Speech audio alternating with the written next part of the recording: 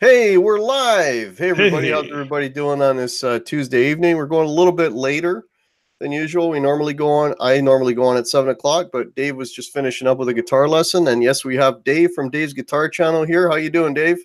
I'm great. Good to see you, Hack. Yeah, good to see you again. Has it been like a day? Exactly. Yeah, pretty much. So let me just, we got a bunch of people in the chat. So I just want to say hello to, as soon as this is correct here. Let's see what we got in the chat here. Got Alex Radford. He was the first one in. Hey, buddy, how are you? Eric from EVH and Gear TV. How are you? Marsman. Hey, Bruce is here. Welcome, Bruce. Nice to see you here, buddy. Marsman is here. Mark Wade is here. Hello. My good buddy Jason Wade is here. How are you, man? Ladybug is here. Hey. Who else we got? Brian Stewart. Hey, buddy. Hope you had a good March break. Broxel is here. Ron Gillespie, welcome. Okay, Quentin James is in here, Dave. So I do a thing with I'm Quentin. very familiar. We did it last time. Did I? Yeah. Okay. All right. So you ready? On the count of three, we got to scream Quentin. Go ahead. Ready? 1, 2, 3. Quentin! There you do a very short one. You just yell out. I don't know. Show what you're yelling out, but you're yelling out his name. Yeah. You got an extended Quentin this time. Okay, wow, a lot of people popped in. Ron Gillespie, Showman Blues, hey man, Mick Reekin, Lefty Mike. Wow. Thank you all so much, everybody. This is amazing. Mitch Heyman, hey buddy. Ryan Limber is here. Hello to everybody. Flying. The chat is flying. We got 20 people in here already. Holy moly. That's awesome. I must owe them all money. Yeah, the checks are in the mail, folks. Right. Yeah, we're taking this show on the road. So listen. So this show, I was telling Dave earlier, we're going to talk capacitance. We're going to talk farads. Picofarads. Picofarads. Nanofarads. We're going to talk dielectric constants. No, I'm kidding. If you saw the last show, you know what I'm talking about. Josh Garcia is here. Gary Holt, hey. So, yeah, we were just talking off air. What the hell? We were going all over the place. What was the last thing we were talking about? Music? I can't even remember, man. Talked about I just gave a lesson and we did with the Allman Brothers. So we were talking a little bit about the Allman Brothers. You're talking about that. Yeah. And we were talking, picks. We were talking about picks there for a second. Plectrums, right? We were talking about, you mentioned your Dava picks. If I'm saying it's right. Yeah, the Plectrum. You know what I used to like on acoustics? I used to like these Steve Clayton picks. Mm-hmm. They feel like they're made out of like a wafer. Like I want to just eat it. Yeah. Let's not get in trouble, Dave. Anyways, so how did your gig go on Saturday night with Funk Station? Oh, it went really great. Really great. We had a good crowd. We had some bugs, we worked them out. It's just in the sound. I asked somebody, hey, what do you think of the sound when we're doing a sound check? And they're like, oh, this is too loud. This is too quiet. Then I go out and listen. I'm like, yeah, now it's the way I like it. So yeah, my lesson to myself, never ask anybody. Well, unless, or at the very least, ask somebody who plays music. Because this was a musician. Oh, really? Oh. Yeah, what are you going to do? I mean, it sounds fine. I mean, I videoed it. I don't know if I'm going to put anything up. A lot of people dancing in front of the camera. Oh, yeah. Well, I mean, if I ran a comedy channel, trust me, the video would be up. There was some dancing going on. There's there was one girl dancing. She danced like Elaine from Seinfeld. And literally, I was like, the whole time she's dancing, you could see me looking at the keyboard player, talking to him, going, I can't even look up. I will just say, did you lose your shit? Watch it. I just, I'm like, oh, do you have to dance like that, like right in front of me? In front of you? Yeah, it's just like, it was whatever. So like, what is places you play? Do they have a PA? Do you bring your own PA? How do you guys swing that? Both. If I have to bring my PA, I bring it. Otherwise, we use a house PA. Certain places have a house PA here, not many. And then everything else, you bring your own.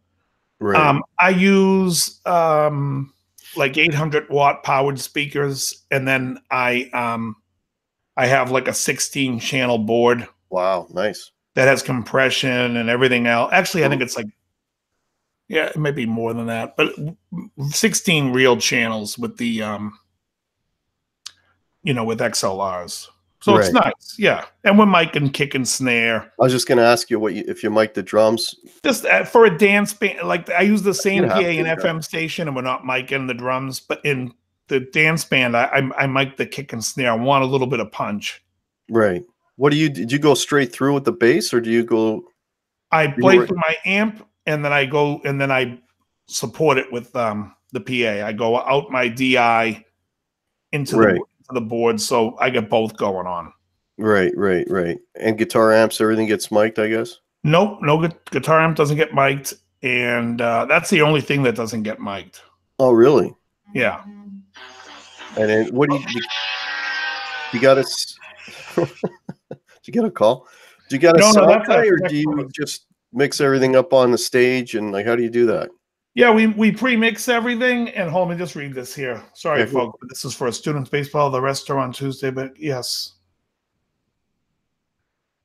Okay, that's just for a student tomorrow. So yeah, we mic everything, and let me just mute this. And we do a sound check. Usually we're there early enough where we play like one song or a song that we used to play that we won't play that night, and we'll just sound check it. Right. Yeah.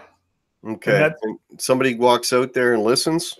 I do. Usually I'll have a long enough chord with my bass, and I'll walk out and listen to the room, and then usually like I'll ask other people to take a walk around and tell me what they think. Yeah, that's kind of what we do. I'm the guy with the long cord that goes out, and and they just, we just go. I think I mentioned this to you before. The only thing going out the PA is vocals. Everything is straight out. We don't mic anything. That's what we do for FM. Same thing with FM. FM, everything's. In fact, the keyboard player in FM has his own small PA, separate from the vocal PA. So yeah, everything is like its own amp, and we do the same. Yeah. But the dance band, we try to keep it a little bit more, try to mix it better. Yeah. Yeah, we want it like, we want it good. Yeah. It's they always have the saying, too close, it's close enough for rock and roll, but like the playing and the production of funk stuff and dance music stuff is pretty intense. So we try to nail it. Yeah, well, that stuff is some of that stuff can get pretty intricate too, right? So yeah, like we're playing songs like "Street Life" by the Crusaders, right? And it's very repetitious, but it's like probably for the 16 or 32 bars that's that verse. It's nuts what I have to memorize for that section. Right. I mean, it's like, and then I go through it it happens 4 times in the song that you have to play that section, and it's just like, oh God. I just want to say hello to some more people that have popped in. Sure. If anyone's got any questions for myself or Dave, please tag me. Okay, well, David Ennis is here. Welcome, David. Hope you're well. Nocturnal Butterfly, hey. What else we got? Sinner. Hey, Sinner, I haven't seen you in a while. Hope you're well, man. Sinner. Yeah, we were just talking about priests the other day. Marco's Images is here. I may be repeating some people, but that's okay. Gary Holt is here. Josh Garcia, welcome. Oh, thank you so much, Ladybug. I appreciate that. Ladybug says I'm a good YouTuber. Thank you so much. Broxel, ribeye for dinner this week. Tell you, I'll give you my address, Broxel. I'll send that right up. I don't know where this ribeye thing. I keep getting this ribeye thing. What else we got here? Alex R, Music and Luthier. Hey, damn you, it's 2 a.m. Should be sleeping. Go to bed, Alex R. Where is it 2 a.m.? Where is he now? Alex, remind me where you're at. You're in Europe somewhere. Timothy Lynch, hey man. Nice to see you. McReekin is here. Bobby Lopez, he's also another Torontonian. How are you? HK is here. Wow, Charles Green. Got a lot of people in here. Wow. So yeah, folks, if you've got questions, please tag myself. Can you see the chat, Dave? If you can't, don't worry. Yeah, I can pop open here. Hold on. Let me see. Okay. Dana is here. Dry Heat 480. Hello, everybody. Oh, listen to this. Dry Heat, Dave. He goes, hey there, Guitar Hack. Great show with Dave Sunday. Supertramp is an awesome band. You shocked me. You did or I did? I don't know. I think he's talking about me. Maybe Yeah. he's surprised that I listen to Supertramp. Maybe that's what it is. Great band. Oh, they're awesome. RJ the Mad One is here. Broxell, sorry I'm hungry and I just love ribeye. No worries, buddy. Thrash is here. Hey, man. Okay, I'm at the bottom of the chat. Okay, I'm all caught up. So, yeah, folks, if you've got questions for myself or Dave, I guess you can tag Dave. Dave, you're in the chat now, right? Well, no, I bounced back over. I'm all right, no worries. Yeah, or just tag me, folks. It'll probably be easier. Behind. Yeah, just tag me. It'll probably be easier. Yeah, the chat's a little bit behind, so like. Yeah. No, I got it on another monitor behind me here. So. Oh, I see. I could probably do that if I was smarter. Yeah. Well, I'm not. I had help. I got my IT person, Jason Wade, who's in the chat right now, help me with all this stuff. So, okay. So the gig went well. So what are you guys playing this weekend too?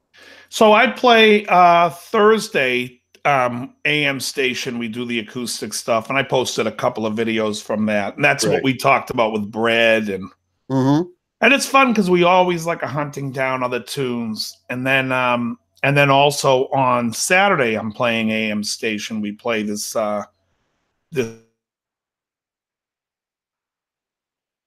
Dave just froze. You're frozen, Dave. While you unfreeze, let me just say hello to a few more people that popped in. Oh, we lost Dave for a second. You there, Dave? Who did I just see pop in here? Todd Flowers is here. Okay, Todd. Michael B is here. Welcome. Broxel, I noticed that a lot of YouTubers have the camera angle pointed to the corner of the room. You ever notice that? I guess maybe that's what looks best for me. I just got it straight out. Ron Gillespie, hack question for both of you. On the Les Paul standard, pick guard or no pick guard?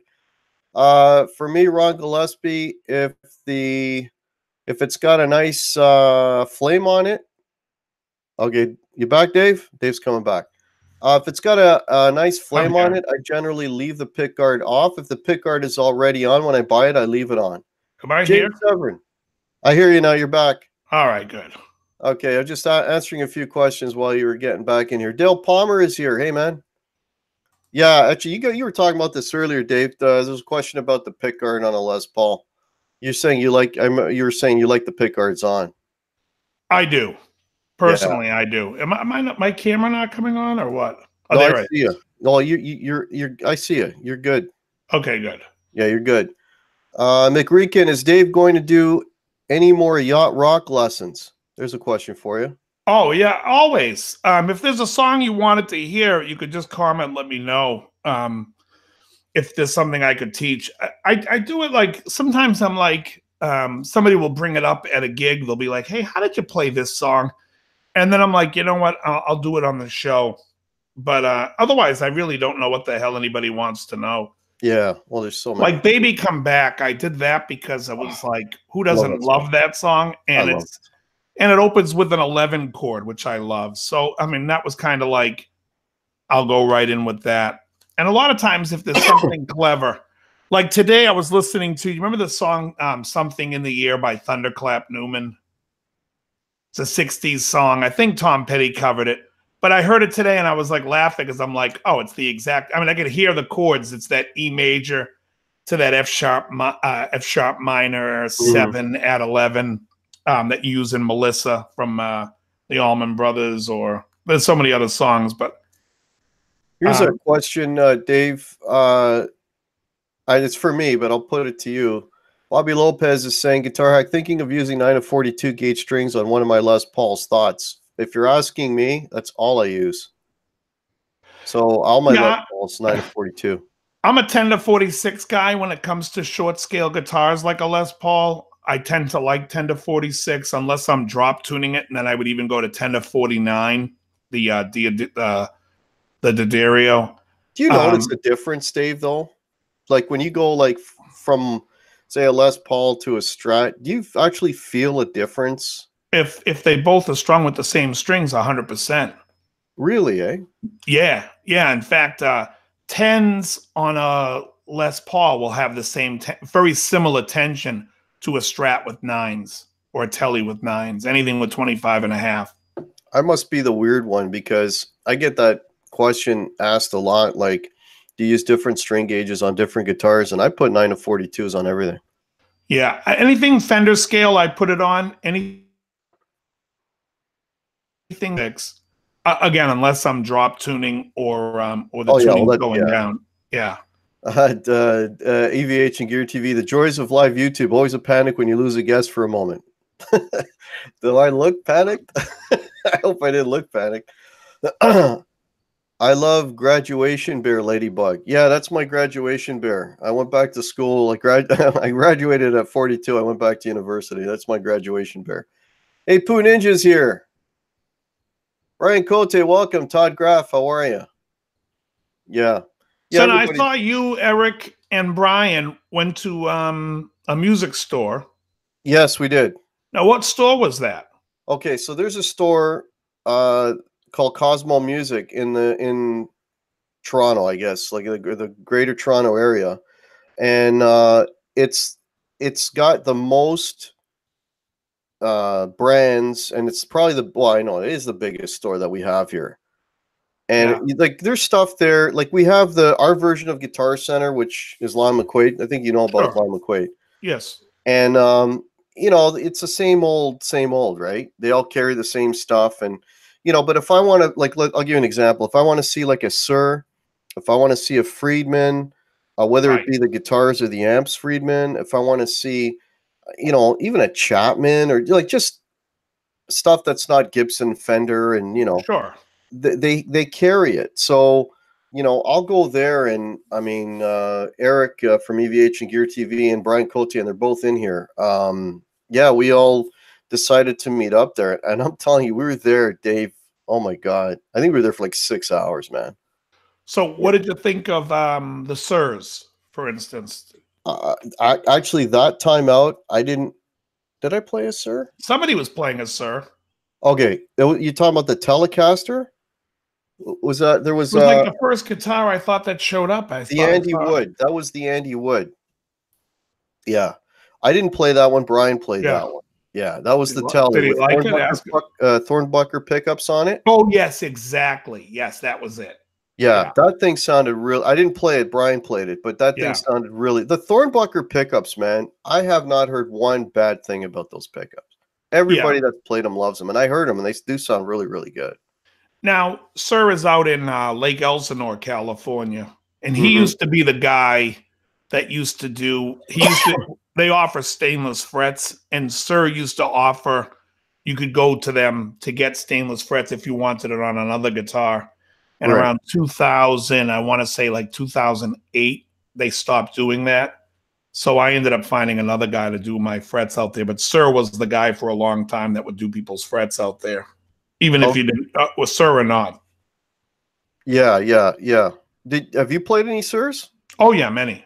Yeah, I liked them a lot. In fact, I had a neighbor that had the Telly with the carves, you know, the arm cut and the back cut. Or the tummy cut, they call it. Yeah. And he would come up and we would play it back and forth with my G&L. And it literally was like the same build quality as my G&L. And I got the G&L with stainless. And, you know, when we compare price tags on it, it's, you know, you're paying a lot of money for a Sir. And I think if anyone, my suggestion, if anyone really wants that quality of a guitar, but doesn't want to, and I'm only talking in the Telly, because I think in the Strat, I'm not crazy about G&L's bridge, and until they fix it, I really can't recommend it. But I think that the Sir Tellys, I mean the G&L ASATs are just as good. You're talking the ASAT. So is ASAT? It's an American, well, the American, not a tribute series. I was going to say the American. Okay. And they'll and for like around a little under $2,000, you can go to a store and basically custom order what color you want, how you want the neck, how you want the frets, and it's still a great price. You know, speaking of the Sir Strats, there was a while back I played in that same store. Actually, they had a whole whack. Like every time you go in there, they've got a back room with all the high end stuff. But every couple months, it all changes. Right. And the one time I went there, they were, I guess, on a Fender kick. They had all this Fender custom shop stuff. Yeah. And, you know, a lot of it was that, you know, relic stuff and whatever. Anyways, I tried a few and they were okay. But they had a Sir Strat. That Sir Strat blew all of them away. Oh, Like, I could see that. it was I could totally much, see that. much better guitar. I mean, it was I like mean, the best look- Strat you ever played in your life. Yeah, don't get me wrong. Fender makes good stuff in the custom shop, and it's years ago, if you were lucky enough to fall into a store that had a custom classic, the custom classic is the greatest guitar that Fender made. It was a custom shop version of the American Standard. Okay. But it was basically, you could pick one up for under $2,500 and it was just as good as any Sir. I mean, it was really great. And of course, they discontinued it because that's what I say they always do. They changed it to the custom deluxe, but if a store is like a custom dealer, they'll make the custom classics they'll do runs of them. Right. And it was a great guitar. I mean, anyone can make, you know, I have a problem with all these like Strat guitars because, I mean, some of them are just really, like Sir to me is really overpriced. Oh, yeah. Well, there was a Les Paul, the Sir Les Paul, and I forget the name of it. In Canadian money, it was over $9,000. I mean, that's insane. But let's talk about a Strat. A Strat will cost you roughly, if you're a manufacturer, under $500 to manufacture. I don't care how nice it is. There's nothing they can do to it to make it cost more than $500. Right. So why is something $4,000? I don't know. There's a question for you here, Dave, from Mitch Heyman. Guitar Hack, I know Dave likes Strats. Does he like PRSs? Then he goes, I played my Epiphone Les Paul Standard Pro last night for the first time in a while. I'm liking Epiphone better than the PRS. So what do you think of PRSs? PRS makes a great guitar. I don't really relate to them when I pick it up. It doesn't make me want to play. It doesn't make me want to write. It doesn't inspire me. I don't love it. But it's clearly one of the best fit and finishes in the business. And people who like it, I think like that's awesome. To me, I just don't. You know, I sold 1 million of them when I ran the store, and they're great guitars. They're not for me. You know, it's almost like you can talk about Fender. Like clearly I like Fender guitars, but you couldn't give me a Mustang or a Jaguar. A Jaguar, yeah. I wouldn't. What am I going to do with it? You know, it's funny because I've played 1 million. No, not 1 million. Not as many as you, but I played a fair number of PRSs, and I've just never found the right one. And funny enough, on Saturday, I played a PRS that absolutely blew me away, and it was a custom 22. Yeah. So that guitar is over $4,000. Of course. You know, and I'm like, man, I can't. And you're going to ask yourself, what do you need it for? Exactly, and I can't justify it. Yeah. Well, I mean, it's just one of those things. Here's a problem, Dave. If I go play at a bar, am I going to take a $4,000 guitar into a bar? You know what I mean? Well, I mean, you can if you happen to be a dentist, a lawyer, somebody who makes that kind of disposable income. But otherwise, who the hell? Nobody would. And that's the great thing about the relic guitars. People could sit there and say, "Hey, I don't like the relic guitars. I like to I want to put the history myself." I get a kick out of that comment because I don't care either way. Like from yesterday's show when we were talking with Mark Hobart, we talked about it, and Mark doesn't get it. He never liked it. He never sold that many of them because he doesn't like it. It comes across in his sales. Right. Doesn't dig it. I dig it. But either way, I don't care when people do or don't. It doesn't, like if you said, it doesn't offend me, I should say. When someone's like, oh, I hate relics, I think you should put it on, do the history yourself. Okay, that's your opinion. Yeah. But if you're going out and you're playing gigs and new gear is getting dinged constantly, sometimes going out there with an instrument that feels like a worn pair of Levi's that you don't care if somebody puts another ding in is kind of nice. Yeah, or spills a beer on. That's one. Whatever it is, it's just kind of nice to be able to be like, I don't give a shit. Showman Blues has got a comment here. Guitar Hack, I've got 2 used Sir Strats with the HSS 1700 with Thornbuckers, and a modern I bought used for 1500. It was HH. They're great guitars. So there you go. Yeah. Oh, no, there's no question that they're not making great guitars. And in fact, the S model is probably, which is their Strat, is probably the most priced, I think, in where it should be. Yeah. The rest of them tend to be a little bit too. I don't know if you're aware of this. Emily's in here. Hey, Emily. Hey, Em, what's happening? Carl Bar's in here as well. Hey, Carl Bar. If there's anyone I missed, I apologize. I'm trying to catch everyone. Give them 1,000 cigars. Yes, HK. I'll give you my address. There you go. Yeah, well, I don't know. We got to talk about that too, Dave. I don't know when the next time we'll be able to do something like that because it's going to start getting busy again soon. Yeah. Aaron Songs is here. Welcome. EVH and Gear. I could see myself playing that Vernon Reed. So yeah, we played a Vernon Reed. Eric played it. Well, Eric smoked that guitar. There was a Vernon Reed signature PRS. Okay. Yeah, and that thing it had your kind of neck because I know you like the V-shaped neck. It probably wasn't big enough for you, but it was a V-shaped neck, and that thing just felt really, really nice, man. Yeah, and I'm sure it is probably nice. You know what I get a kick out of the signature guitars, though? It would be like, I don't know, like if you're like Eric's an Eddie Van Halen fan, right? If Eddie came out with a brand new guitar tomorrow that was his new signature, personally, for me, I would be like, I want the guitar that played in the Cradle of Rock. I want the guitar that played Romeo Delight.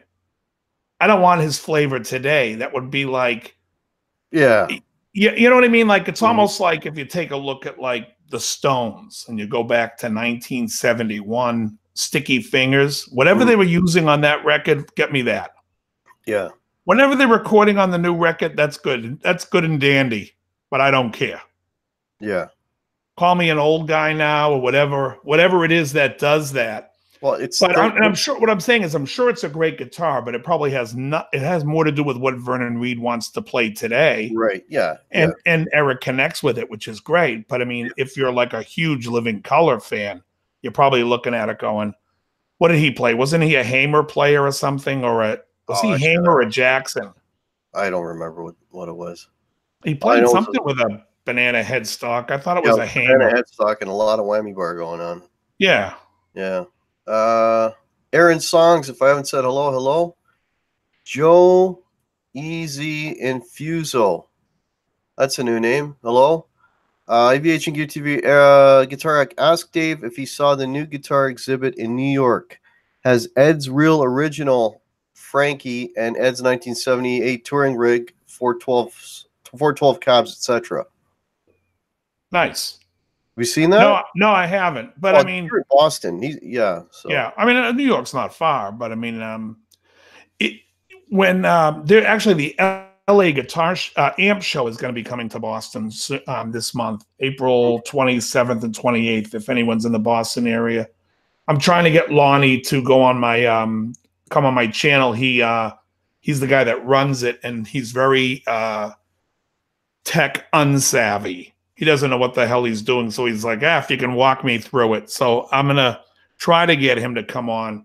But going back to PRS again, real quickly, PRS scooped up John Mayer. They made a Strat for John Mayer. Right.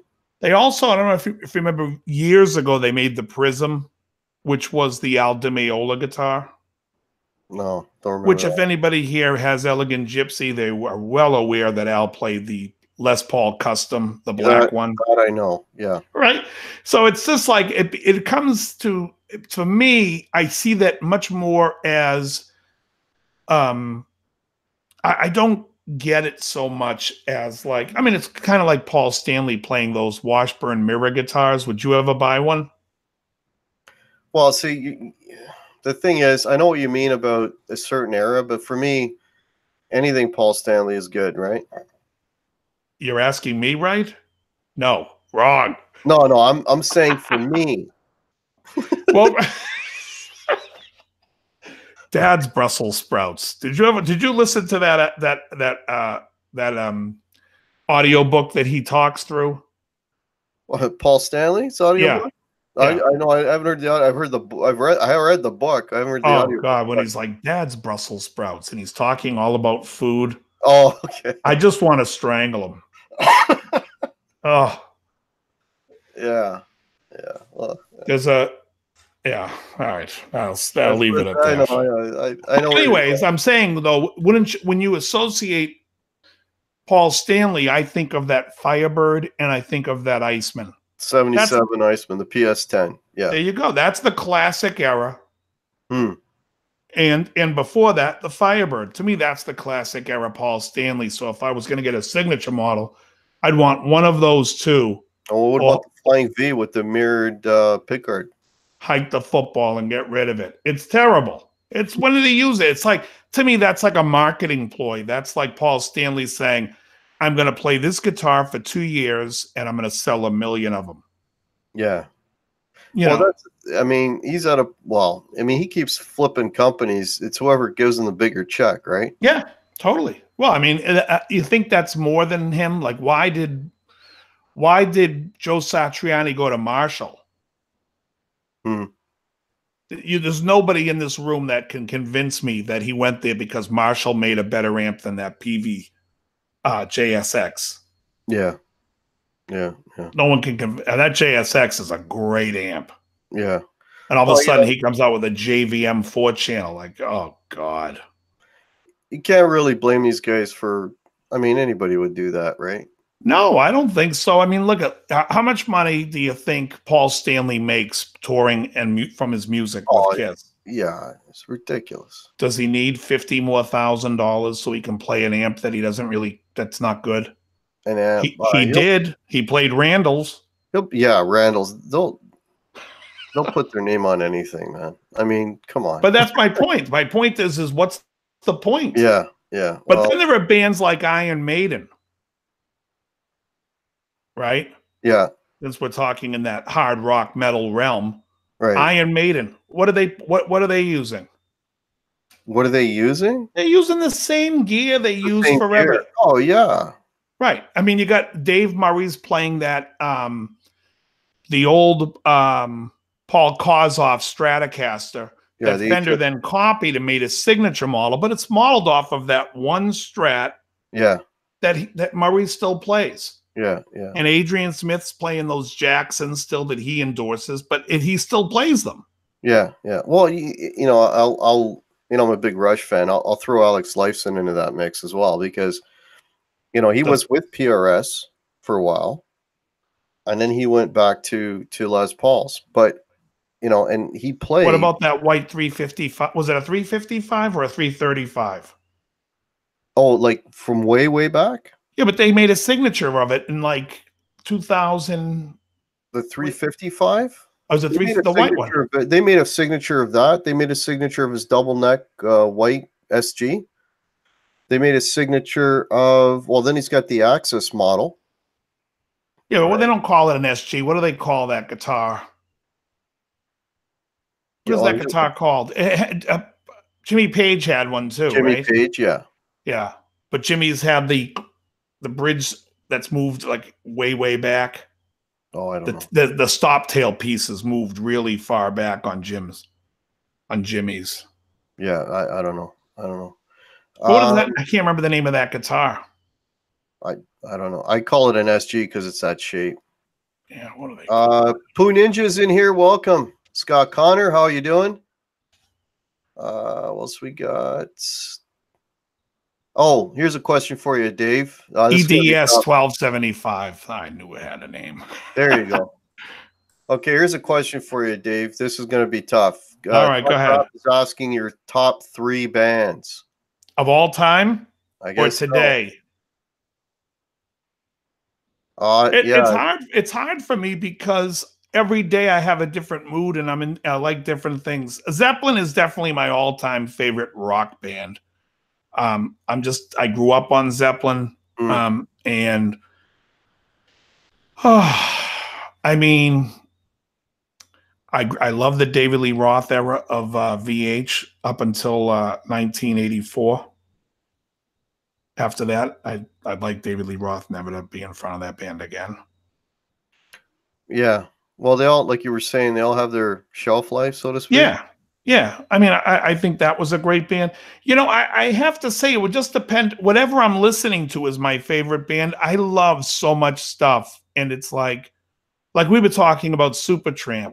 Right. I could put on Crime of the Century or Crisis, What Crisis, and I'll be like, oh, this band was the best. And I'll listen to, like, I could put Kansas on. Mm-hmm. I think Kansas is a very underrated band. I think they get a bad rap. I'm a huge Pink Floyd fan, but I also love, like, a lot of bands. Like, I mean, some metal stuff. I loved Iron Maiden. I loved Queensryche before Operation Mindcrime. I really dug, like I talked to you about Michael Schenker Group. I liked the Michael Schenker Group when Gary Barden sang in them. But I was also a huge Beatles fan. I'm a huge Wings fan. Oh, I love Wings, man. Yeah, great. I love everything. And it's just like, I guess, you know, I have a hard time because I remember there was an era I went through and I was a huge Smiths fan. And I loved Johnny Marr's guitar playing. And I was a huge Oingo Boingo fan and was a big Steve Bartek fan. And then in the same time, I was a huge Yngwie fan, and I got into, like, all the shred guys. I listened to everything. You never know when you're going to need it. I'm a big Toto fan. But Steely Dan was probably up there, too, with Led Zeppelin. I would give Steely Dan up there. Yeah. And people will argue. I've seen on not Facebook, on YouTube, like, somebody will say, like, oh, they're not even a rock band. They were like a different, well, who cares? Whatever we're calling, whatever those albums came out, Steely Dan, whoever's playing on those records, I'm good. Wizard One Music, welcome. He's saying asking favorite album. That's pretty near impossible. Favorite album of all time? I could go top 3. All right. The Blue Nile Hats. What the hell is that? That would definitely be in my top 3. Maybe Peter Gabriel's So.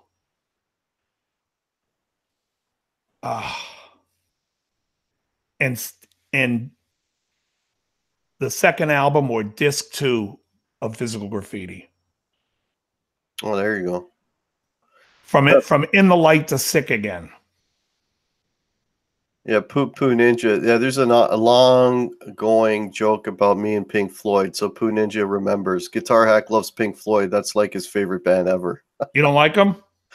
It's not that I don't like Pink Floyd.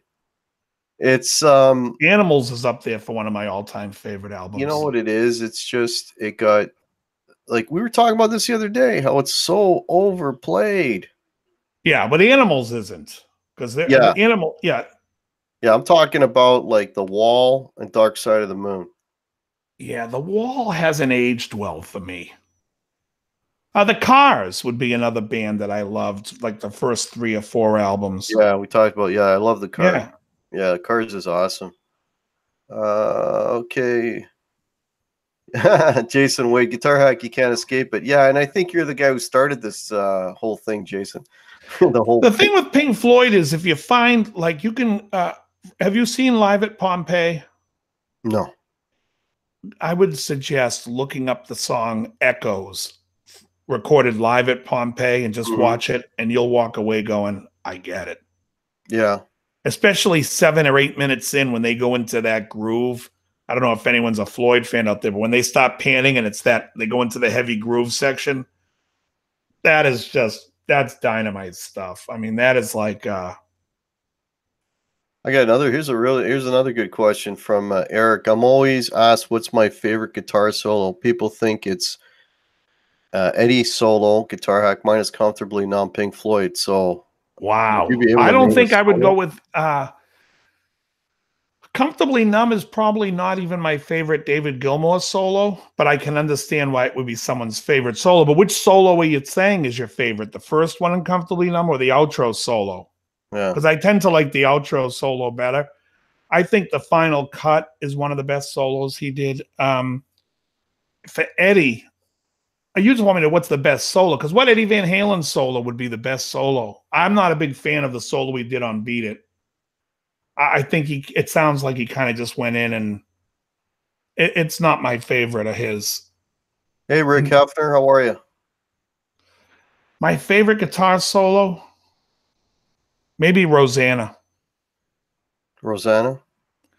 Either the outro, or even maybe, it's funny because it's not even like my favorites to play. Oh, Kid Charlemagne's another good one. Yeah, I'm going to say, because it's in and out, it's short, Rosanna, the solo to Rosanna. You know, partial to Ace for that. Go ahead. I'm gonna say like Strange Ways would be up there. Great. Oh. The only thing I have to say about Ace, and I hate to bring this to you, the solo to She is a rip off of 5 to 1 by the Doors. Right. And the solo on Alive by Pearl Jam is a rip off of that. It's they both rip. Yeah, exactly. Yeah. That's exactly right. Love All I Can is another one. Love Her All I Can. Oh, that's the greatest Kiss song ever. Yeah, that's another good lead. Yeah. Do you have the Wicked Lester album? Yeah. Terrible. Well, you know what? Do you have the demo, the Eddie Kramer demo? I got it all, buddy. Oh, I'm sure. But you know what, though? When they redid those songs, I mean, there's songs on there that are on the first record, right? And the second. On the Wicked Lester? Yeah. Yeah, Love Her All I Can is on it. And so is She. Yeah. Well, Love Her All I Can is by far my that and 100,000 Years are my two all-time favorite Kiss songs. Okay, Quentin is really throwing a poker in the fire here. He's going, how about famous players, bands that we don't like? Hold on, I just want to go back to the greatest guitar solos. Okay, if anyone here knows the song Point It Up by Larry Carlton, that solo in Point It Up is pretty nuts. I love that one. Actually, and now that I've said all those solos, the greatest guitar solo of all time I've mentioned before, it's Grant Geisman in the song Feels So Good by Chuck Mangione. Bar none, there's not a better solo. It's clean. He's plugged straight into the board, and it's a monster. Do you remember this? Do you remember the song? I remember the trumpet part. Well, yeah. I don't remember the solo. Flugelhorn. You know, it's like when he goes. I gotta go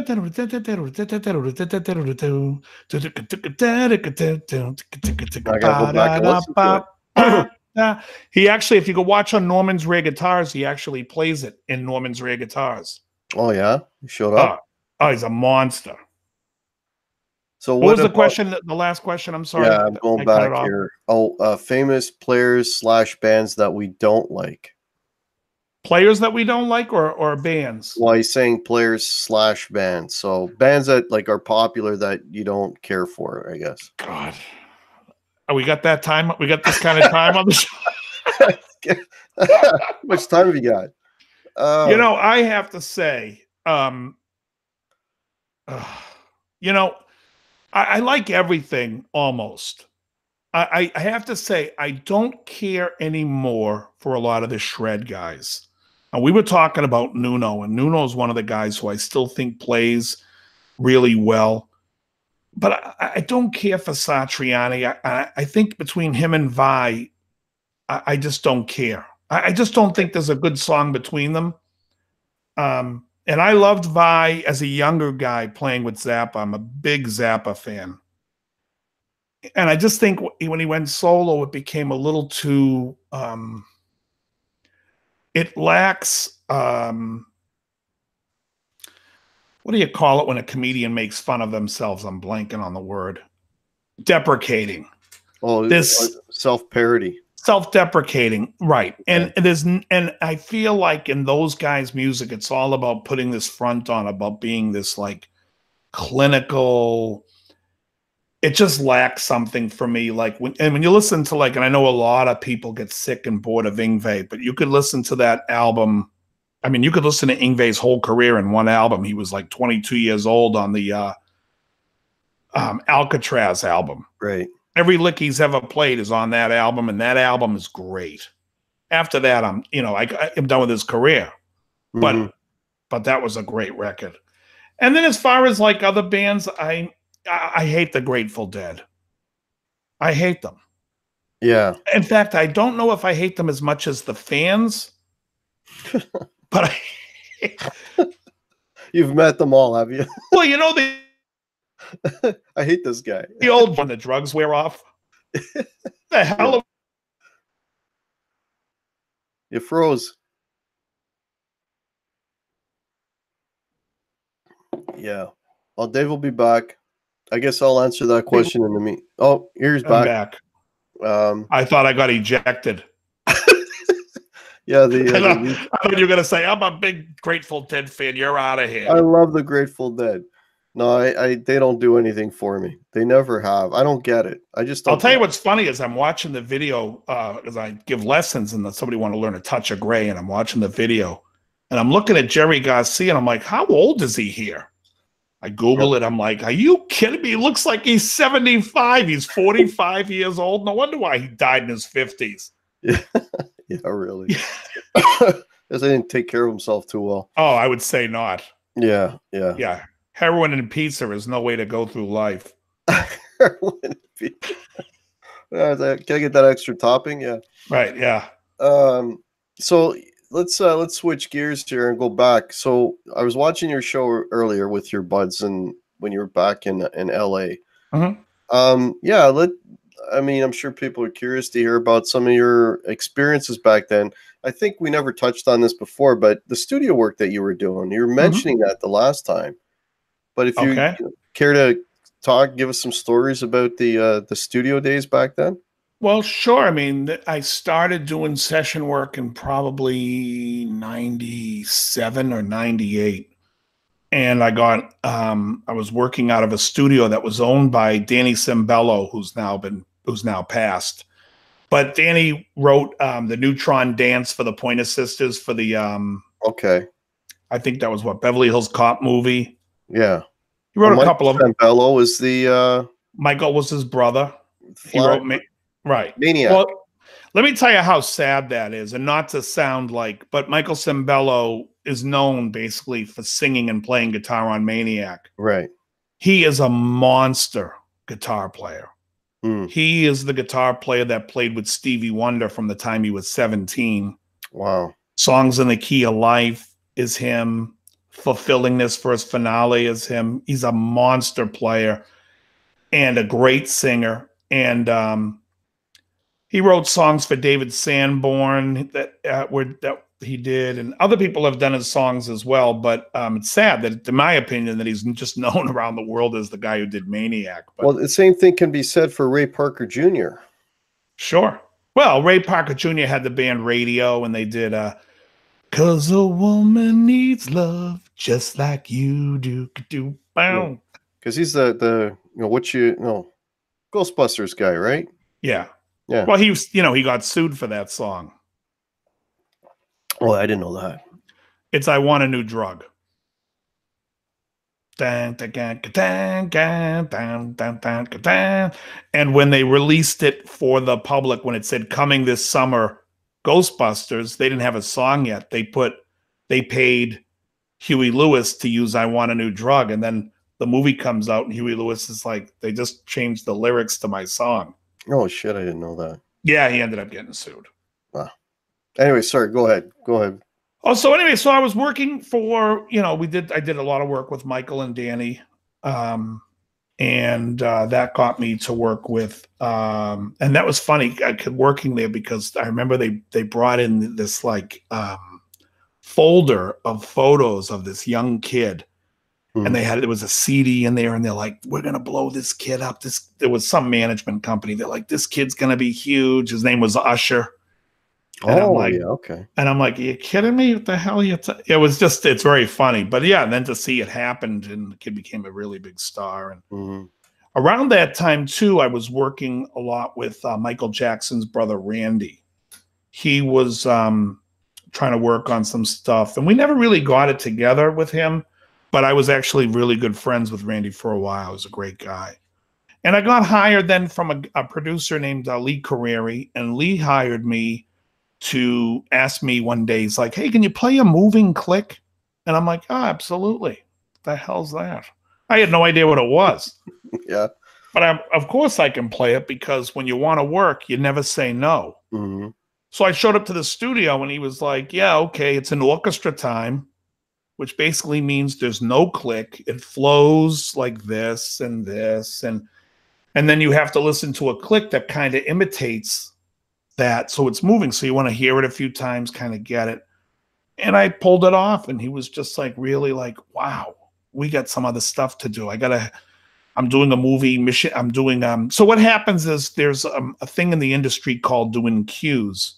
And what it is a guy like Hans Zimmer gets to do a movie. You'll see his name in the credits to do a movie. Right. Now, Hans has a company called Media Ventures out in Santa Monica. And what happens is they will hire other producers to do different cues for the movie.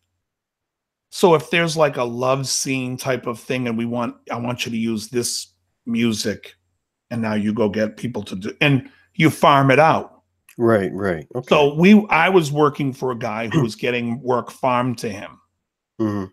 And so we did stuff for Mission Impossible too. I did a lot of the, there was a scene where when Tom Cruise is like on a motorcycle flying through something, and I had to do all the like, and we doubled and tripled it, and then, put like kind of a lead guitar tone with it. And I did all that stuff. We did a bunch of commercials, Microsoft and the U.S. Army and Olive Garden. And I mean, I've forgotten most of the stuff that we've done, because you just go in on one day and you bang out what you bang out, like whatever you're there to work on, and you get the hell out of there. And right. Was there any like for commercial artists that you played on? Well, originally we did a song for Macy Gray, was supposed to do a song for Microsoft. And somehow we recorded it, and then it all got botched up because something happened between her and her label, and her label wasn't happy about it. And so she walked from the deal. I don't want to go into too much detail about it, because I know what happened. Byron is here. Who? Rockin' Dave Byron. I just popped in the chat. Oh, so anyway, so that was that. So we did this thing for her, but then it didn't pan out, and we ended up we had to hire a different group of singers, and I worked with a guy named Gavin Christopher a lot. Gavin, he played on the Headhunters album with what's his name? Herbie Hancock. Okay. Gavin's a great singer. I just saw that he wrote something that I didn't know he wrote, and I was like, are you kidding me? Gavin wrote that? But yeah, so, but and at that time I had started my own band called The Big Angry, and we were touring all around LA. We were playing everywhere. And, eventually we changed drummers, and we got Nick Menza from Megadeth was playing with us. He played in the band for like 3 years. Nice. Yeah, that was cool. Nick was fun to play with, and that was interesting. Here's a question for you, Dave, from Eric. Ask Dave if he is familiar with an LA guitarist, Nick Nolan, a major movie TV scoring guy. No. No, it's funny because a lot of the guys work for specific producers and whatnot. Like I remember Michael Brook used to work a lot for Hans directly. And it's like, so people would always ask me if I know other session guys that do that, but because they're working on for producers that do cues, or they're working for the main producer, right? Unless you're working for that producer too, you won't know who that guy is. Right. I guess you know what I mean. A bunch of clicks, right? Right. It's exactly right. That's it. Yeah. Cool. And unless you're doing like unless he hung out in the rock scene, like on the strip, where like with a big when we used to play, like I was very friendly with like Warren DeMartini and Howie Simon, and Howie's going to come on the show, on my Guitar Talk show. Howie's a good buddy of mine, smoking player. And Richie Kotzen, we used to have a card game at Richie's house. Oh, he's a monster. I love Richie Kotzen. Yeah, great player, great guy. Yeah. Great guy. It was very funny because when it was one year at NAMM, and Gary Kramer called me. And he's like, you got to come up to my booth. You got to see this kid play guitar. Mm-hmm. I said, kid? He's like, the kid's like 13 from Russia. Just get up here. So I came up there, and it was Gary and Leo Scala standing around this kid who's plugged into an amplifier, who's just absolutely shredding. Like no other. Like just unbelievable. And he was 13 years old. And Gary somehow gets him, he's playing it if you've been to NAMM, he's playing like in the big open foyer area where they have a stage set up. And I'm telling you, there's people stopped on this. Everyone is just like blown away from this kid. And then I see Richie Kotzen. Richie Kotzen's like, what the hell? That kid's 13 years old. I should just throw my guitars away. You know, that's coming from Richie. That's just tells you how. Anyways, if you go online, you can look him up. His name is Anton Oparin, Oparin, and his first name's Anton. I talk to him every now and then through Facebook. His English is a little bit better, but back then it was like terrible. And I sat with him one day. We were talking about Chet Atkins, and I was showing him a couple of country licks and things that took me a long time to get down. Just in like the finger picking stuff, this kid would just look at me and just be like this, and I'm like, yeah, go to hell. Wow. But he was unbelievable. Yeah, and I remember and Reinhold. So Reinhold Bogner wanted to be involved at the clinic at my store. So we had Gary Kramer with Gary Kramer guitars and Reinhold Bogner. And this kid, Anton Oparin, do this huge clinic at West LA. And it was like, you know, here's a completely unknown kid who's 13 years old from Russia and just killing it. I mean, this kid would just plug into, he would make you sick because he would plug into just guitar right into a Marshall amp that like was in the store we had for a while. And every one of us was like, yeah, that amp, we would tell him, that amp's not that good. He just looks, he's like, it's fine. It's fine. Like, I'm like, are you sure? Like, we can, he's like, no, it's fine. He plugs in, and the kid just, it was. So if you're wondering if an amp matters, it doesn't. It doesn't. Anyone, you know what makes the, whoever's playing it makes it sound good. I mean, you heard Eric playing the other day at the store. Whatever Eric playing, it sounds good. Yeah. The good, you know, you get a guy like that in a store. I'm sure they should have probably said to him, hey, just hang out in the store and you'll sell guitars for us by just playing them. People walk over and go, what is that amp he's playing? What is that guitar he's playing? And they think that has something to do with it. It doesn't. Yeah. Because what's comfortable for Eric might be something that people don't even like. Who knows? I don't know anything about him, but I'm just saying. Well, I tell you, Eric is in here, and he's blushing. You made him blush, Dave. Yeah. Eric is in here, and we put guitars in his hands that are totally out of his element, like a Les Paul. Sure. Right? Why is a Les Paul out of your element, Eric? You're a Van Halen guy, and isn't half of Van Halen one's a Les Paul? Well, yeah, but he's got all the, you know, the known Les EVH. Anyways, so we put that in his hands. We put a Telly in his hands. We put a Strat in his hands. It didn't really matter. Was there anything he didn't like? What didn't he like? Well, he can answer that. I know he really liked that PRS, that Vernon Reed, and he liked the Les Paul, and he was talking about buying one. So my work here is done. There you go. Well, Les Paul has like there's a lot of qualities to a Les Paul that are cool. I mean, it's got the 12-inch radius on the neck, which is nice. A lot of guys who play older Strats, when they go to a Les Paul, they're like, oh, this is easy. You know, it's just it's got that tone. Nothing sounds like a Paul, man. It's got that that tone, you know, a characteristic tone. You just can't replace it. Oh, here he is. He goes the Telly with the 3-inch action and the $4,000 Charvel that was not set up. So those are the two he didn't like. Yeah. Yeah. Really, they had a $4,000 Charvel, huh? Yeah. It was nothing to write home about either. I mean, it didn't look. It was just black, and it had, what was it, yellow pickups or some. It, you know, it was just, I don't know. Yeah, well, that's all Fender, anyways. I mean, and the funny thing is, it's probably still made by Mike Shannon. I don't know. It didn't look like anything special, and like the price tag wouldn't match the look of the guitar anyway. It just looked like any other, you know. Yeah. Well, I don't know if you're too familiar with why the whole Strat world kind of got turned upside down in the late 70s. No, go ahead. You know, well, because in the 70s, you have to remember, before 1977, the Strat had a 3-way, not a 5-way. Right. Okay. If you wanted that in-between position, you had to either just get it right or use a matchstick. There was different tricks that people had. Anyway, so the 5-way became the standard in 77, and it still had a 7 1/4 radius, which you have to keep the action a little high on that because there's no other fretting out. And then there's just a lot of, you know, it's just it was a tough guitar to play. Well, Van Halen, as one of the guys, you know, would go into that shop in San Dimas into Charvel when it wasn't really a guitar manufacturing place. It was just a store. And they would sell parts, whether it would be Boogie Bodies or Schecter. David Schecter was making parts, and Warmouth was making parts.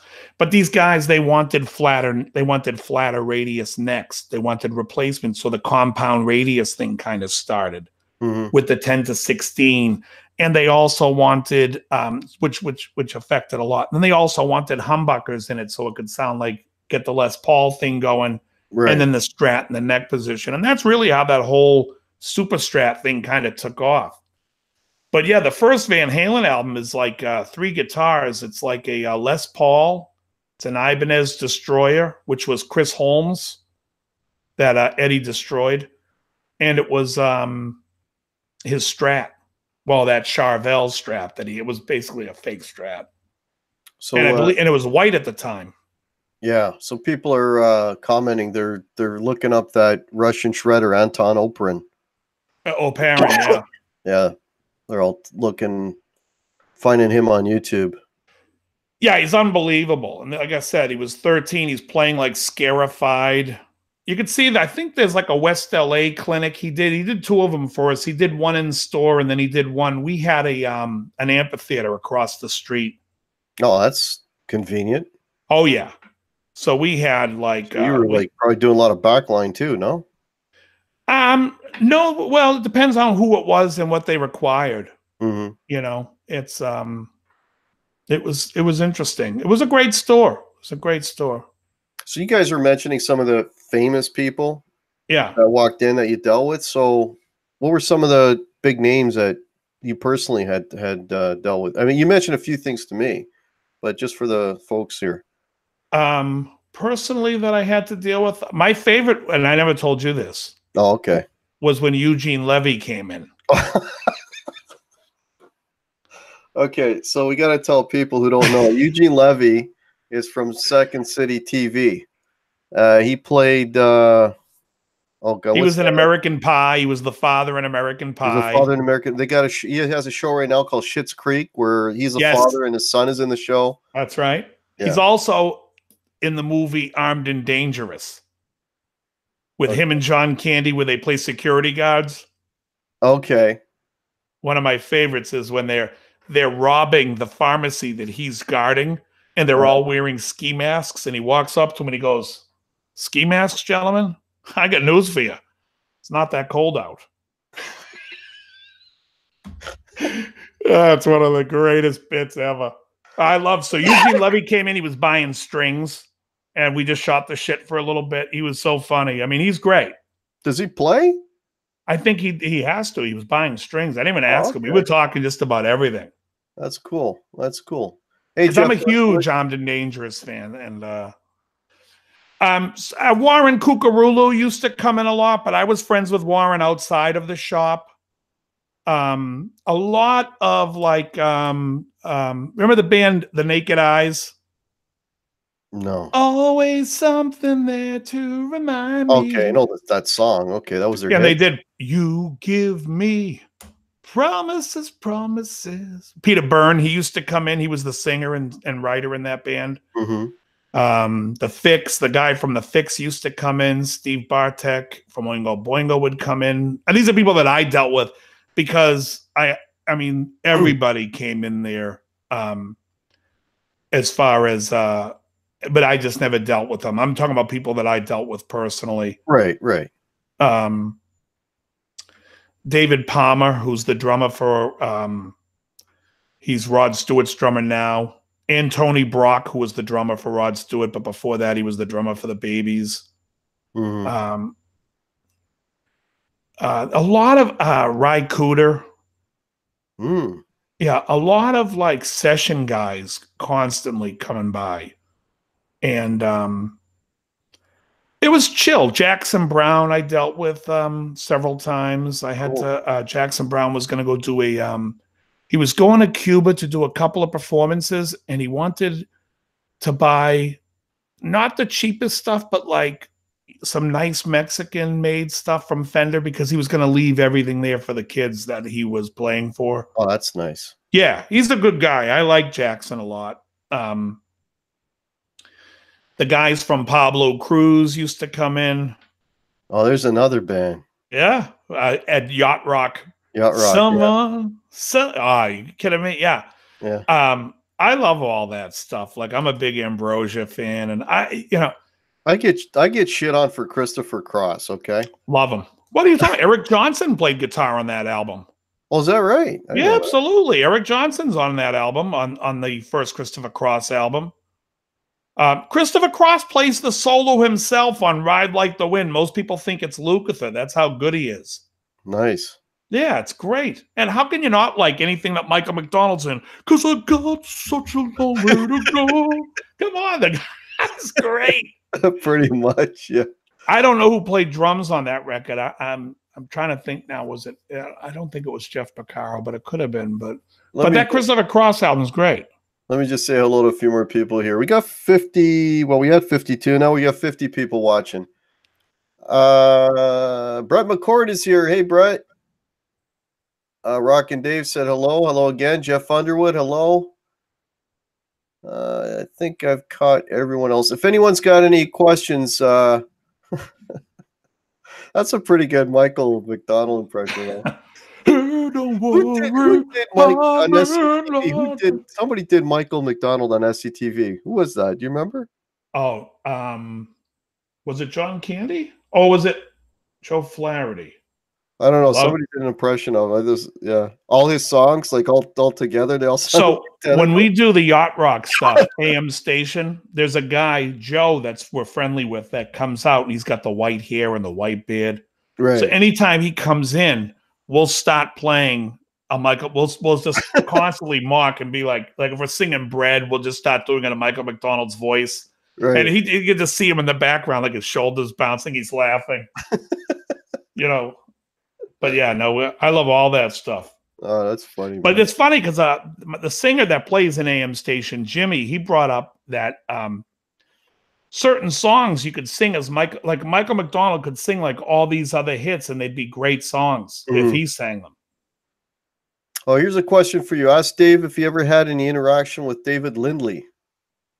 No, I didn't, except I have a David Lindley acoustic from Takamine. I was a clinician for Takamine for a little while, and I would go around the different stores, and I actually had to go, it was so funny. This guy asked me to play. I do you go to the store and you show off, you've seen clinics before. So I was the clinician, and I'm like, what do you guys want me to play? So they gave me a list of stuff for me, of stuff that I do. And they sent me out to this one store one day. They don't tell me that it's like a bluegrass convention there. And I'm like, I'm supposed to go up. So I had to sit there and in the back and go and try to pull out some bluegrass licks before I could go follow up to figure out what the hell am I supposed to do? You know, if I knew ahead of time. But anyways, when I did those for Takamine, they asked me if I wanted a guitar of theirs, and I was like, "This is the one I want." They're like, "Yeah, we don't make it anymore." And I'm like, "All right." I'm like, "What about the guitar that I played at the last clinic?" They're like, "Oh, the David Lindley model. We'll drop it off to you." So that's what they gave me. You're gonna love this, Dave.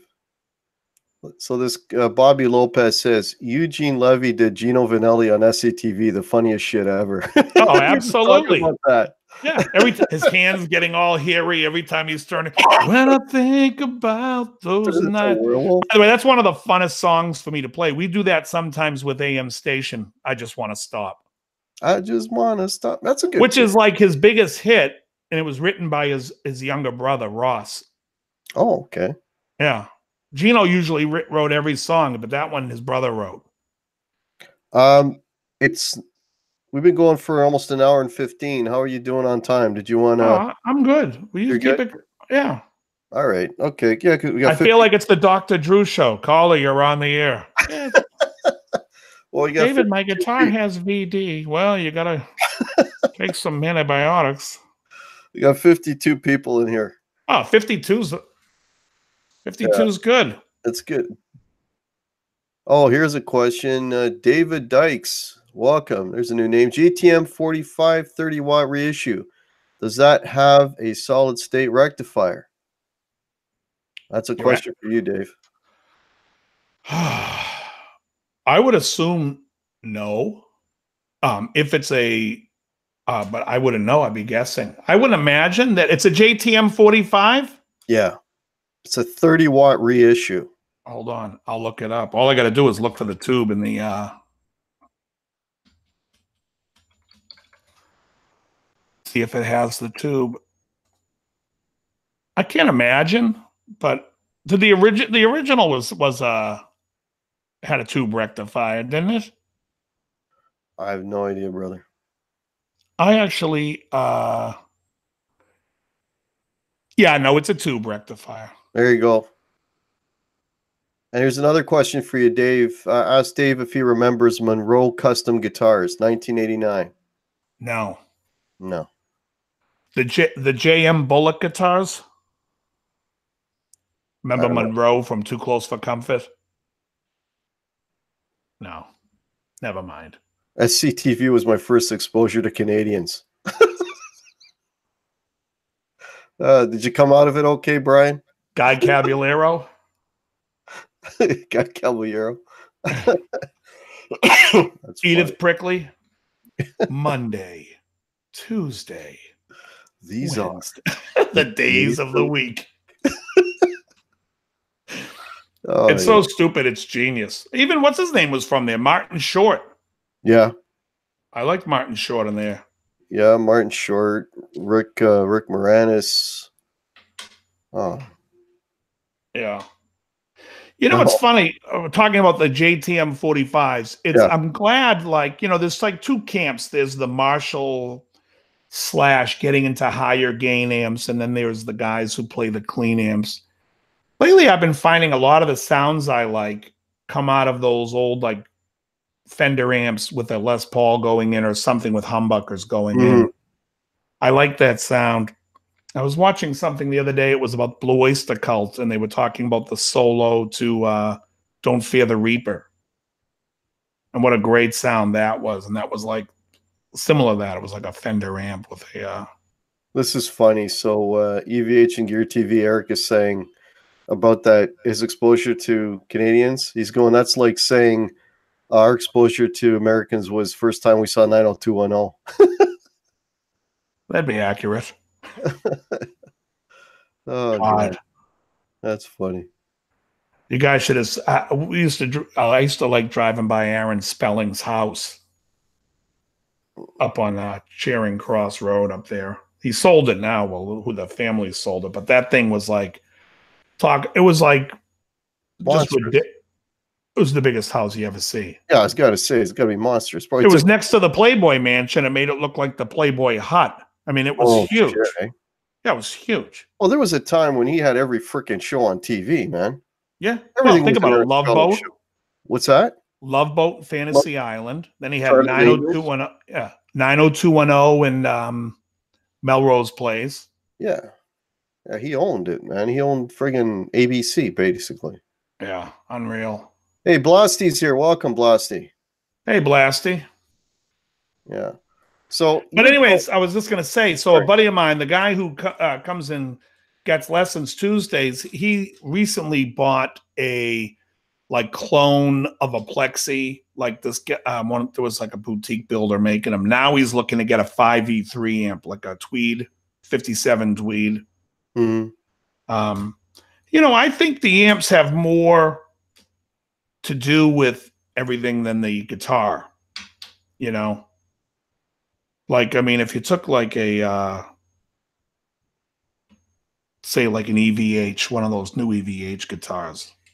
Right. And you put it to a, you know, a clean amp.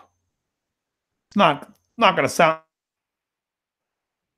Oh, you froze. You know, no one's going to sit there going through the. How about now? Now you're back. You're not going to sit there and say, "Oh, that's a Van Halen guitar, an EVH going through a clean amp." Mm-hmm. You know what I mean? You first thing you got to do is go, "Oh, I know that amp." Yeah, you know what though? You talking about clean guitars into an amp. You know, here's a pet peeve of mine. When I'm watching a review of a guitar, first thing the guy does is he cranks the gain and he plays the guitar. I'm not hearing the guitar. I want to hear the guitar clean.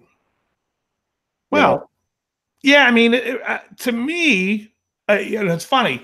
I always think like play it in context is how I feel about it.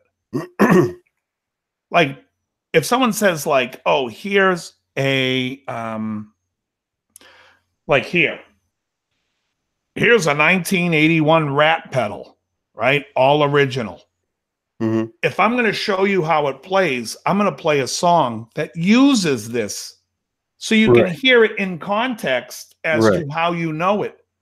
And is it doing what you want it to do? And then I'll show a couple of other things that you can do with it. What I won't just do is there's a lot of incessant noodling.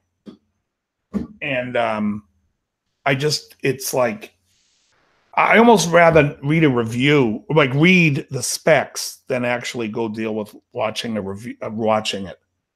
Unless depending on who it is. I was just watching a thing like, you know, I don't want, because of that stupid guitar I played on Saturday. Now I got PRS on the brain, right? So I was watching a thing where, you know, a guy was playing a custom 22, and I think he was A-Bing it with like the SC version, right? To hear, you know, and a little bit of clean playing, but then right away here comes the dirt. I'm like, oh, you just lost me. I mean, I want to hear them both clean, and I want to hear if they got nice clean tones, and then I can hear all the pickup positions. I can hear, you know, because once you play with dirt and you throw effects on it, then you could be playing anything through that amp. Like, it doesn't matter. Yeah, but you know, if you're gonna use if you're a metal guy, if I play an amp and I play a guitar and it's clean and it's got a nice balance to it, with distortion, it's gonna not sound, you might not like the way it sounds. It might be too bottomy, which is gonna make it muddy. There's a different compression that you want to hear. You know, the best dirty guitar sounds don't obviously produce the best clean sounds. Right.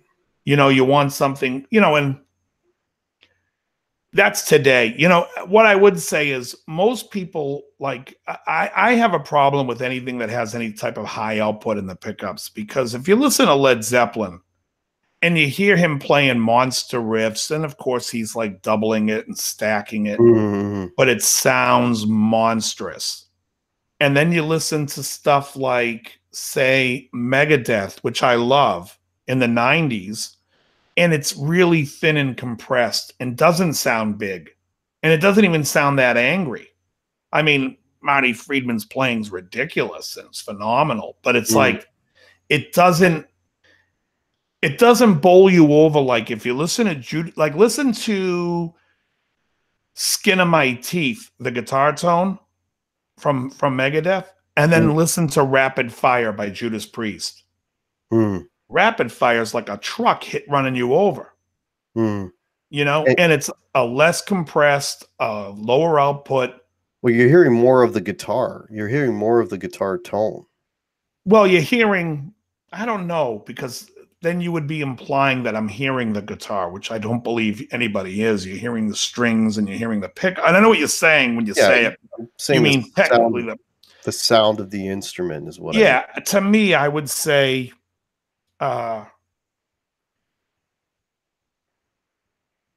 just think like it depends on what you're looking for. If you're looking for like when they show like a an amplifier, if the amp does dirty and that's what it does. I mean, like I don't know, are you a fan of Bogner stuff at all? No, I don't. No, I'm not really familiar. I mean, I might plug into the odd Bogner in a music store, but I wouldn't beyond that. No. Yeah, Bogners are really great. I mean, the Shiva, the Mephisto, his amps are just awesome. Great cleans, good dirty. Why do you keep shaking your head? No, I'm just laughing at a comment. So Quentin James is saying if I buy a PRS, he's going to unfriend me. Oh, if you buy a PRS? If I buy a PRS, he's going to disown me, yeah. Why do people not like PRS? Like I said, I think he makes decent stuff. I don't relate to it. We got a question. It's for both of us. Favorite artist guitar tone? I'm guessing I know Hacks. What about Dave? Whose tone makes the hair stand up on your arms? I got a couple, actually. Well, I think the greatest guitar tone was the original Van Halen. Anything off of the first 4 albums, and probably, God, that guitar tone on like So This Is Love, that's just smoking. And God, there's so many that are great. A tone. I mean, there's so many. The guitar tone on Steve Lukather's guitar solo sound on Breakdown Dead Ahead by Boz Scaggs is great. There's so much stuff I like. It's hard because then there's so much stuff that's good. Well, I really like, obviously, I like Les Paul and that whole Marshall thing, right?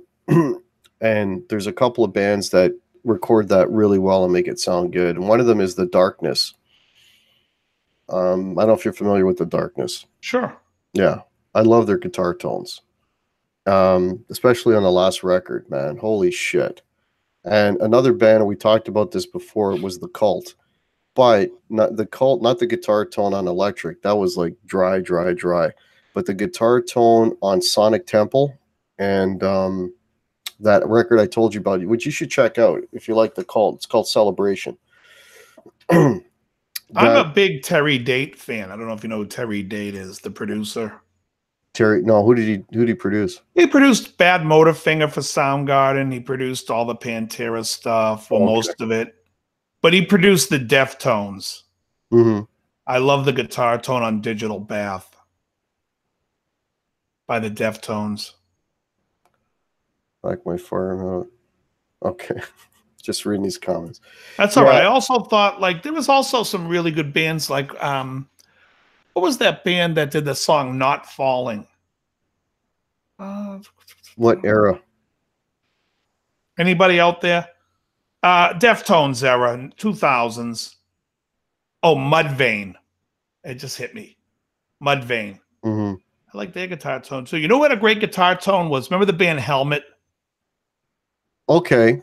Wow. That song Unsung, which was like one of the early dual rectifiers.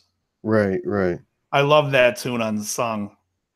Yeah, actually, I'm slowly, well, I already am in love with the tone of a dual rectifier. Absolutely love that sound. Oh, they're great. They're great. Yeah. The weakness of the dual rectifier is the clean channel. When you put it next to something like a Bogner or even a Marshall, which the distortion channel, the gain channel on a rectifier, to me, eats the Marshall. But the Marshall's clean kills it. Yeah. The They're not And known it's for clean, but I love the Marshall cleans, man. well, I mean, it's basically a Fender platform. I mean, you basically got, they're basically a hot rodded bassman, Fender bassman. And Right, the right. dual rectifiers are all based on the Fender circuits as well, Mm. because you have the original was based on the first Boogie was a Princeton knockoff, and Oh, that's what he knows is he knows Fenders, and but he really dialed in how to get distortion, I think, better than Marshall did. But Marshall's clean is just, in my opinion, far better. And the best of both worlds is, slice it down the middle. The best clean and a distortion that's not as good as the Mesa, but better than Marshall, and that's Bogner. yeah. The other for tone I was going to mention was I love Stevie Ray Vaughan's tone for that. Well, sure. If you want to buy a $75,000 Dumble. No, I'm just kidding. I don't even know how often he used that Dumble, the steel stringer. But sounded great. Yeah, again, that's one of a buddy of mine asked me once. He's like, I want to sound like Stevie Ray Vaughan. What should I get? And I said, lessons. That's what's going to make you sound like Stevie Ray Vaughan. It ain't any rig is going to make you sound like that. Stevie Ray, if he was playing, you're not a Stevie Ray guy, are you? No. I mean, I loved some of the stuff I love the stuff he did on Let's Dance with David Bowie. I love the guitar, the lead work on that. I love the song Couldn't Stand the Weather. I was going to recommend something to you, and it's one of the best performances I've ever seen. And it's this was when Stevie was young and hungry, and he played a local bar here in Toronto called the El Macambo. This is going back early 80s, Yeah. I believe. And it's Stevie Ray Vaughan. I had the videotape of it. I don't know if it even came out in a DVD format. It may have. Right. It's called Live at the El Macambo. It's him in Double Trouble, right? Like, and he's playing out of a Fender amp with a tube screamer. That's it. And it's the thing with him is I kind of liked his voice. I wished that he would have played songs and not so much like Couldn't Stand the Weather. I dig, but I am like Cold Shot. I don't want to hear a 12-bar blues. I'm sorry. I just, you know what? It's like I haven't got that kind of time. I would much rather, and I don't care what anyone wants to say about me, I would much rather listen to the Carpenters' We've Only Just Begun. See, I love Karen's voice. I'm telling you right now. Yeah. I would much rather hear that than hear somebody play a pedestrian 12-bar blues. I can't do it. I just feel like they're not saying anything new, current, fresh, interesting. Like when I hear Willie the Wimp, I'm like, where's that off button? I just don't want to hear it. And he's a phenomenal player. Like, I'm not taking away anything from him. It's just, it's like if you don't need a Ford F-350 truck, the big, huge one, you're not going to look at one when you go buying a truck in the store. If you want to buy yourself at the dealership, when you go, you're not going to sit there and go, let me see what kind of tow trucks you got when you're looking for a small truck, a pickup. You know what I mean? Mm-hmm. That's how I feel. I got no interest in it whatsoever. Yeah. Yeah. It's just, but when you juxtapose his playing and you put it against David Bowie, and that's the brilliance of Nile Rodgers anyways, because he produced that record and brought Stevie Ray in. And there's other blues guys who I think do it better personally. I mean, people think like Stevie Ray's the end all be all. I liked Billy Gibbons. I like his style. I could listen to Blue Jean Blues. Yeah, all day. Oh, talk about tone, Billy Gibbons. Oh, and he's using 7-gauge strings on a Les Paul. Mm-hmm. 7s. That's for the argument that people tell me that these strings matter. Yeah. That the gauge matters. I mean, it really does. It affects the sound, but it doesn't. That's how much it affects it. Not much. There's a question from Brian Stewart, Guitar Hack. This is for Dave. I see a lot of awesome amps behind him. If he could only keep one, which one? Also, what attenuator does he use at home? I'm not using an attenuator at home. I'm destroying the neighborhood. No, I'm not playing these amps at home. I have no desire. I'm playing a modeling amp at home that's 20 watts and the thing's barely on volume. Half the time I never plug in. If I had to keep one, it would be the dual rectifier half stack. It's been with me since 2001 maybe. That one. Other than that, between that and the Hot Rod Deluxe, the Marshalls, they're very cool. That's a DSL 50, which is the JCM 2000. Mm-hmm. And then the other one is a JCM 900 2100, which is the, it's basically a 2203 with a built-in clipping diode on a knob. You can take it out or put it in, but basically it's to make it a high gain version of a 2203. Probably, in my opinion, the best Marshall amp they ever made is that one right there, the JCM 900 2100. In my opinion. Just looking here. Oh, Dale Palmer's here. Hey, Dale. He says, I have that SRV live at the El Macambo DVD you're talking about, and it's awesome. Yeah, it's one of the greatest things, displays of musicianship, man. The guy just oozes music. And the band, we talked about Groove earlier. You got Groove in spades right there, man. Well, it's like, look, I'm also not, you know, the funny thing is I'm not a huge guitar fan. As odd as that sounds. I don't really like, if it's guitar instrumental music, I don't really care for it. But Stevie Ray, the Stevie Ray Vaughan stuff, again, I think he's a great player. But to me, it's like so much more about songs, and I'm like so much more of like a song guy and a groove guy. But for me, the groove is like much more like I'm a big Bernard Purdy. I'm a much bigger fan of drummers. Like I could talk drummers all day with people. Guitar players, I'm like, when you ask me a question, who do I like? I have to think because I don't really think about it. I like songs. I was learning to skip over the chat if I'm here. No, I see you, Ladybug. If I missed your question, I apologize. So yeah, I feel we're going over an hour and a half here. So I think we're gonna call this. So Dave, was there anything you wanted to promote? Anything you got coming up on your channel? By the way, sub to Dave's channel. I have his link below, and I should have his. I have his channel in the cards. Please. So like my channel is basically like it's even though it's a guitar channel, it's an entertainment channel. I do a lot of ranting and raving, and depending on my mood, what I'm ranting and raving about. Sometimes I don't even know. But I also teach like a bunch of different guitar solos and songs because when I hear, I was a session guy for a long time, and I can hear like, you know, it's funny. I'll go see a band play, and it'll bother me if I see the guy playing the song wrong. I'm that guy. I'm just like a common one is, and I posted it, and it got pulled down because I'm breaking somebody's copyright. And it's like, I fought with YouTube a couple of times on that. I won one, lost one. But the song All Right Now, Paul Kozoff, like a lot of people don't play that correctly when you go see them play it. I remember that video. Yeah, well, you can see it in Canada, but I think it was pulled down in the United States. Right. Yeah, they say no. But so basically on my channel, like I said, I do lessons, and I do I talk a bunch. I have a podcast that goes up every Monday with John, John works for Cremona right now, but he used to work for Korg, and he used to work for Cordoba Guitars.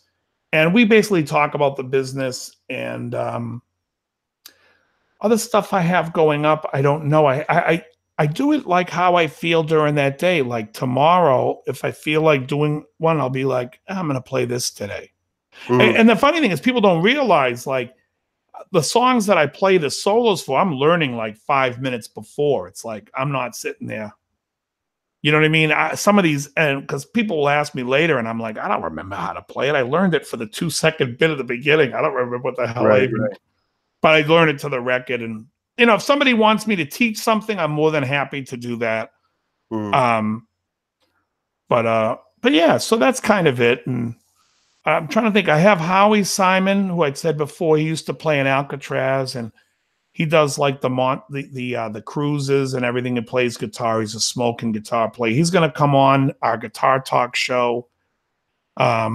Gary Kramer talked about doing it with me, but when we talked about it, he was like, "What do you want me to come on and talk about?" I said, "I don't care. We would just shoot the shit." He was like, "People want to see that?" I said, "I just want to talk to him, just be able to see him face to face." He's a good buddy of mine. So, and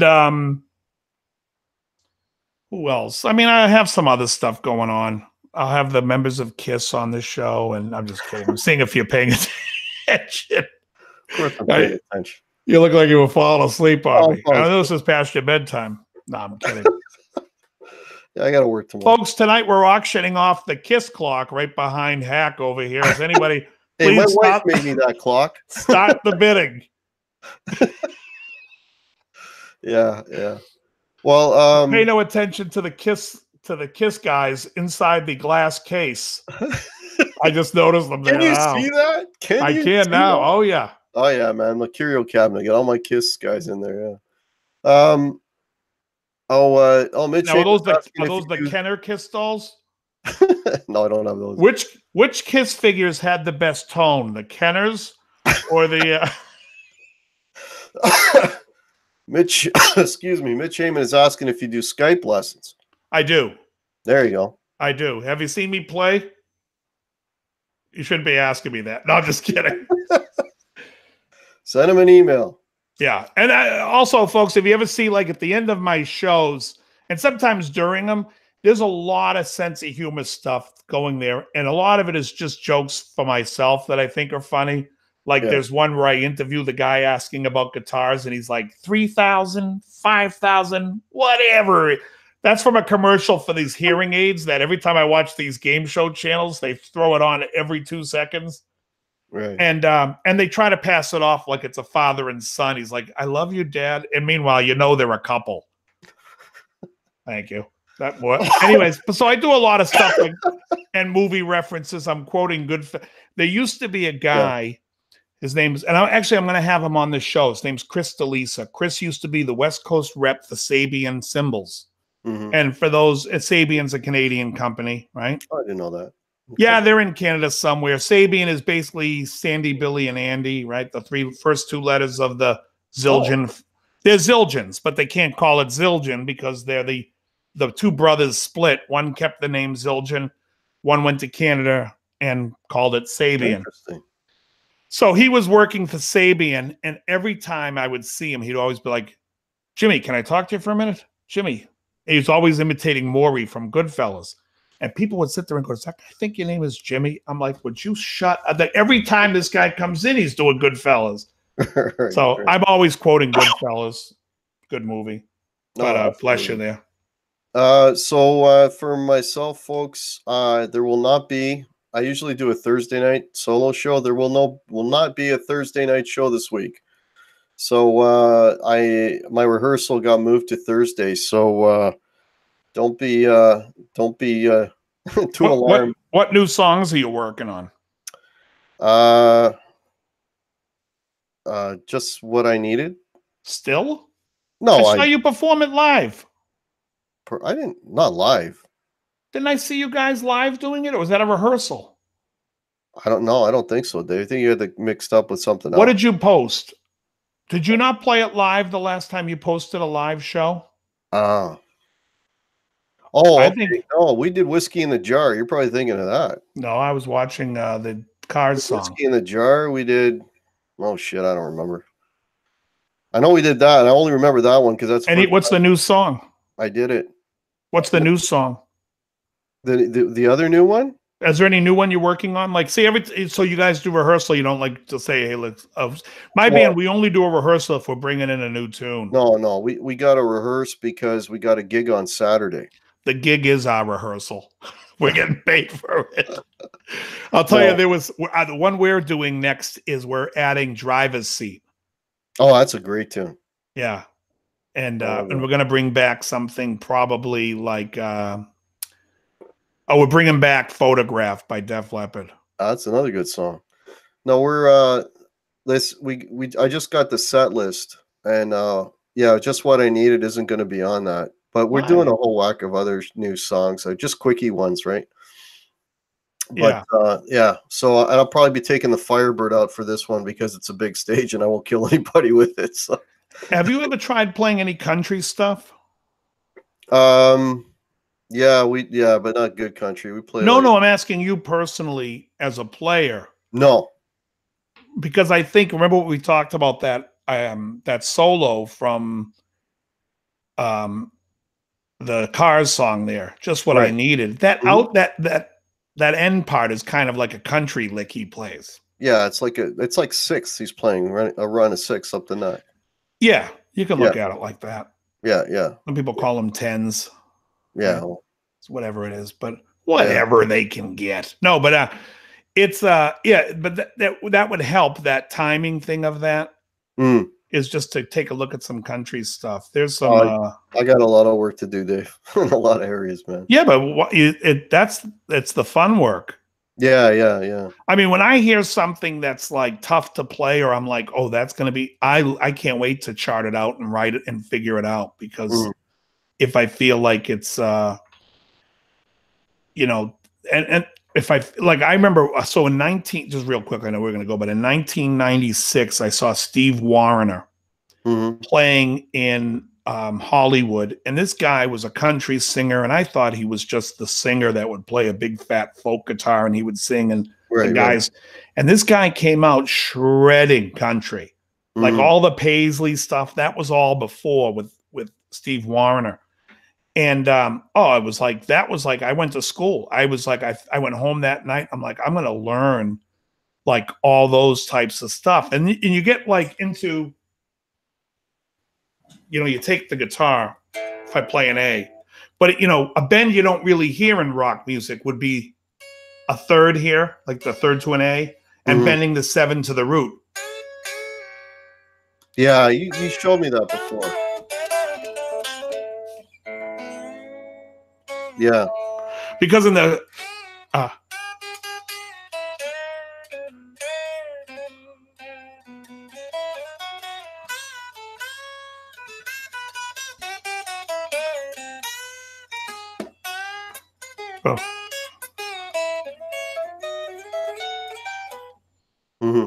you know what I mean? It's all really just smooth in that whole, to me, it's like a country. Yeah. Oh, that, because this lick here, is really like a country. Right. The one that I like playing is the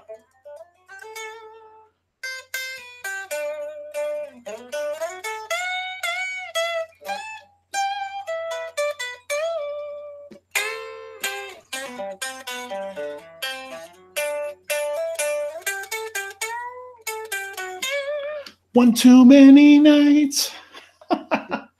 Anyway. So was it? We'll smoke a cigar. So here's the thing about the weather getting warmer. It's easy to smoke a cigar anywhere. So we're gonna talk. I was gonna talk about that too. So Dave and I did a thing on Sunday called Guitars and Cigars, and it's still a little chilly, at least for me. You were outside, but for me it's a bit. But next time we do that, and we'll figure out whenever that'll be. I'm gonna see if I can do it on my end, because you were having a little bit of a harder time with it, with the Googles and all that shit. And I'll see if I can do it with the laptop, but it's got to warm up a little bit though. Yeah. Well, I think you're a little colder than we are here. Here it was 60 that day, but then it dropped like real fast. It started raining, and I was like, all right. And we were starving, so we like. Yeah, no, we'll do that again for sure. I mean, if you're up to it, it was a fun time, and it's cool. An excuse to smoke a cigar. That's always cool talking to you. We had a good time. Yeah, man, for sure. So anyways, Thursday I won't be on. I might do something on Sunday.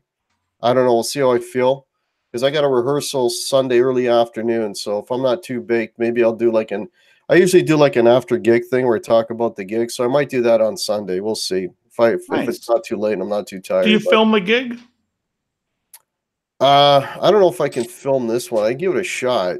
It really depends. The stage is elevated, so if I get an empty table in front, usually I'll just put my phone on a little tri-stand and do it. Oh, you're doing it from your phone. I use a I take a laptop out with a webcam. I can't do that. And my Yeti. Oh, so Jason is going to help me with the setup for outside. Thanks, buddy. Which Jason? Jason Wade. Yeah. Jason Wade's a big Steve Wariner fan, isn't he? Yeah, I believe so. Yeah. The guy's the best. I'm telling you right now. Check out "No More Mr. Nice Guy," the song. It's him and Vince Gill going back and Vince Gill's a shredder. Oh, you know what was it? Somebody once was talking about Vince Gill. I think it was, maybe it was on my when I was playing a song by the Pure Prairie League, Amy. But and someone was saying that was Vince Gill singing on it, but it wasn't. He sang their song later, like '79. He was in the band on "Let Me Love You Tonight." So, useless trivia. I'm just reading this. Brian Stewart is saying, "Lay off the Crown Hack and you'll feel old, but not hungover." Is that what you drink, Crown Royal? You know what? It depends. I had a cigar this afternoon. I had a Brick House, and I was drinking some tequila. You should try tequila with cigars. It's a good mix. Hey, you're a tequila. What happened here? You dropped for a second. Yeah, tequila, Crown Royal, rye. What else do I drink? Flor de Cana rum. That's another good one. They're all good with stogies. Oh. All right, folks. Thank you all so much for watching. Appreciate it. If you haven't subbed to me, please do. If you haven't subbed to Dave, please do. Please do. Please keep this community positive, happy place. I've got merch below. If anyone's interested, T-shirts, hoodies, mugs. All proceeds are going to the Canadian Cancer Society. We're approaching $400, so that's amazing. I want to thank you all so much for supporting that. That's awesome. Nice. And yeah, and I'll see if I can do something on Sunday, but there will be no Thursday show. I want to thank Dave for popping in again. This was a lot of fun. Thanks for having me as always, Hack. Anytime, man, anytime. All right, folks. All right, very good. Have a great evening, everybody, and we'll see you maybe Sunday. If not, next Tuesday. Oh, next Tuesday, I got Rick Romanelli. 7 o'clock next Tuesday, if I don't see you before then. Cheers, everybody. Have a great night.